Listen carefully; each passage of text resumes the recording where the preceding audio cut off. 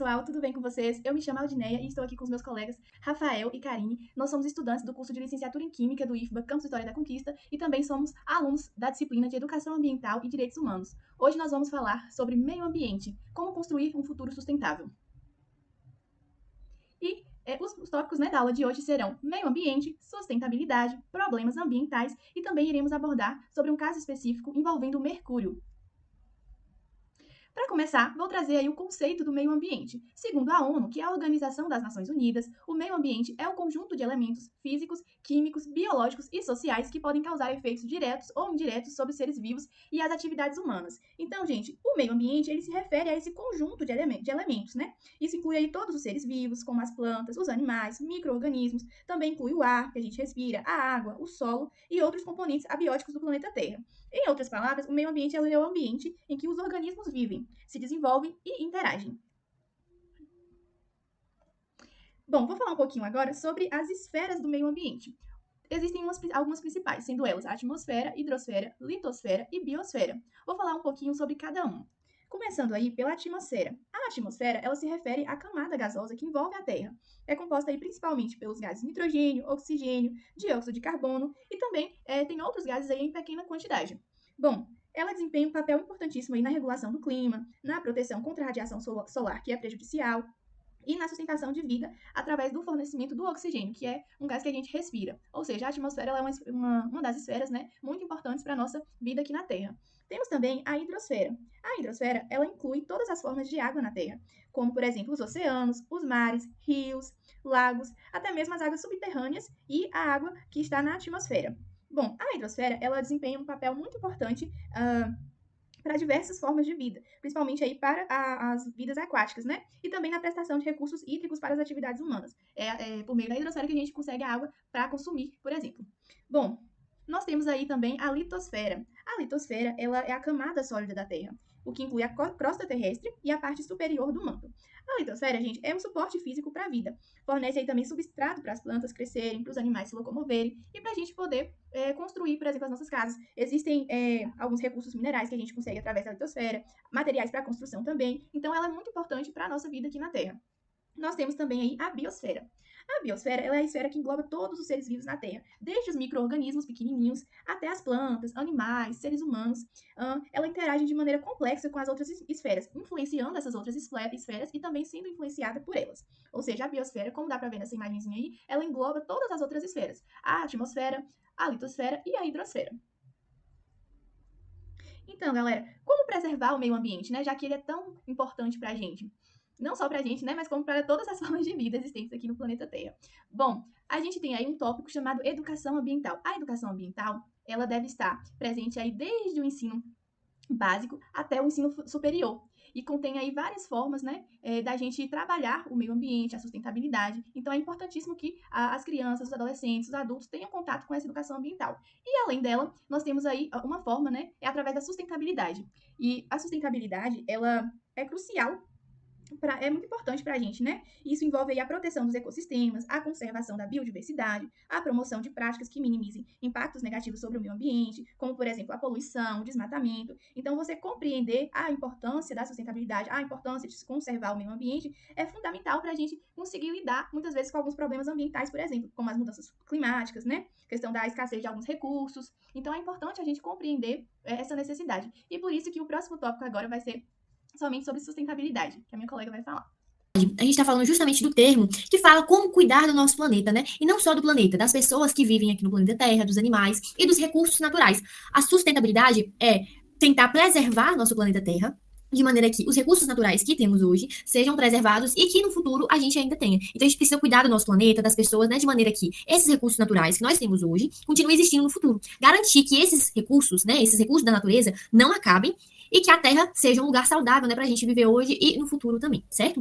Para a sustentabilidade, existem 3 partes muito importantes que a gente precisa falar sobre. A primeira se refere ao meio ambiente. Por que meio ambiente? Já vimos uma introdução, né, relacionada ao meio ambiente, e o meio ambiente se refere aos animais, às plantas, né, aos rios, ao ar que a gente respira, que inicialmente a gente viu, né, sobre as esferas, a biosfera, né, a atmosfera, enfim, o ar é muito importante porque a gente respira e o solo também. Então, o meio ambiente, né, é uma parte que fala que nós devemos cuidar desses animais, das plantas, dos rios, do ar que respiramos e do solo.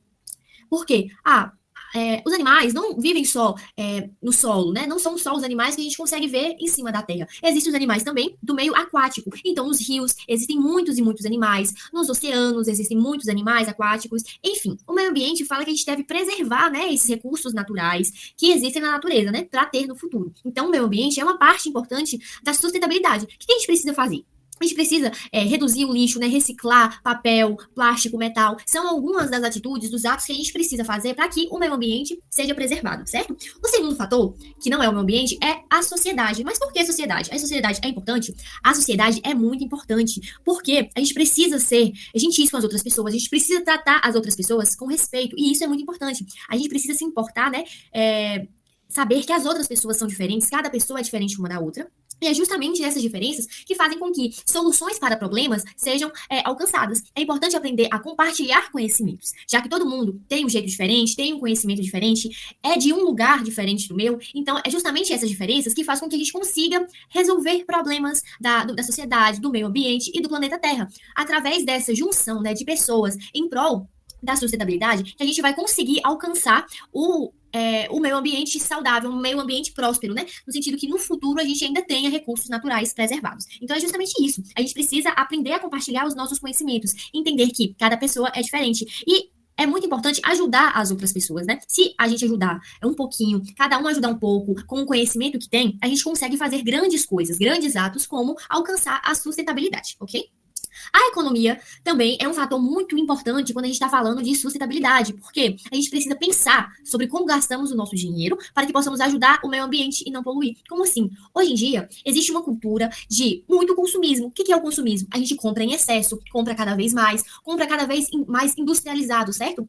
A gente compra muito alimentos industrializados, compra muitos objetos à base de plástico e alguns outros tipos de composição, que faz com que o planeta Terra seja atingido, né? Seja poluído. Então, se a gente pensa em como a gente gasta o nosso dinheiro, a gente reduz esse consumismo, reduz comprar em excesso, por exemplo, e evita, consequentemente, o descarte, né, em excesso de resíduos e de lixo, a gente consegue alcançar a sustentabilidade. Se a gente pensa, né, de maneira consciente, de maneira que faça com que as pessoas se sensibilizem, né, com essa questão da economia para atingir o meio ambiente e a sustentabilidade. Então, é um fator importante. A gente tem alguns atos, né, sustentáveis que a gente consegue atingir essa sustentabilidade. Então, tudo isso que eu vou falar a partir de agora está englobado no meio ambiente, na economia e na sociedade. Se a gente faz esses atos, a gente consegue alcançar a sustentabilidade, né? O primeiro deles é evitar poluições nas águas, dos rios, dos mares, oceanos e lagos. Porque, como eu falei, existem muitos animais que vivem ali naquele habitat, né? Animais aquáticos. E outra coisa, a gente se alimenta, a gente usa dessa água para o nosso dia a dia. A gente consome água, a gente utiliza água para tomar banho, para escovar dentes, para nossa higiene. Enfim, a água é muito importante. A gente precisa evitar a sua poluição. Separar o lixo também é muito importante. Lixo orgânico e reciclável, né? A gente tem que separar esses dois. O lixo orgânico é aquele lixo dos alimentos que a gente vai descartar. Então, esses alimentos, cascas de alimentos, os restos de comida, são lixo, né, do tipo de lixo orgânico. E a gente precisa reciclar ele separado do lixo que é papel, plástico. Então, devemos separar esses dois tipos de lixo diferentes, ok? A gente deve fazer um consumo consciente, né, dos recursos como a água e da energia elétrica. A gente deve desligar as luzes quando não estiver utilizando. A gente precisa economizar água, fechar a torneira, ok? Evitar desastres ecológicos, como queimadas. A queima das florestas é muito prejudicial para a vida dos animais, para a vida da atmosfera, né, e para a nossa vida também. Derramamento de óleo nas águas. Então, todos aqueles animais que vivem naquela água ali, eles vão sofrer consequências desse derramamento de óleo nas águas, é um problema. O desmatamento que ocorre na Amazônia também é um problema, não só na Amazônia, né, mas em outros locais também. São alguns tipos de atos que a gente precisa evitar e defender. A gente precisa ir à luta para conseguir defender a nossa natureza, certo?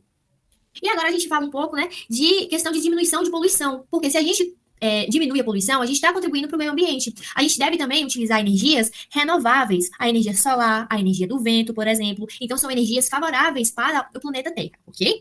Diminuir o consumo de alimentos e de produtos industrializados. A gente deve descascar mais e não desembalar mais, certo? No sentido de que a gente deve consumir mais frutas, mais vegetais, de mais produtos que vêm da terra, ok?